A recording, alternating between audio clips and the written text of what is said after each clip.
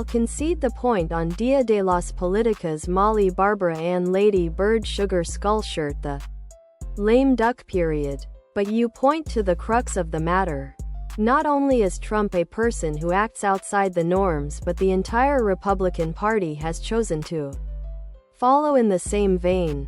If the citizens and their representatives, Dia de las Politicas Molly Barbara Ann Lady Bird Sugar Skull Shirt, tank top, V-neck, sweatshirt, hoodie, national politics would probably still require reps.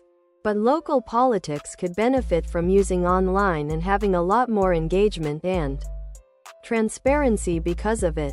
I agree. I am a big proponent of removing the hard cap on representatives. This exists because of physical space issues in the Capitol building.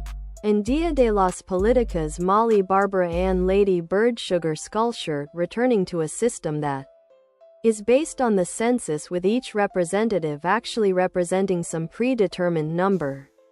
100K. Even though this would result in almost 4K representatives, it would be a much more representative government. Most countries finish counting on election night.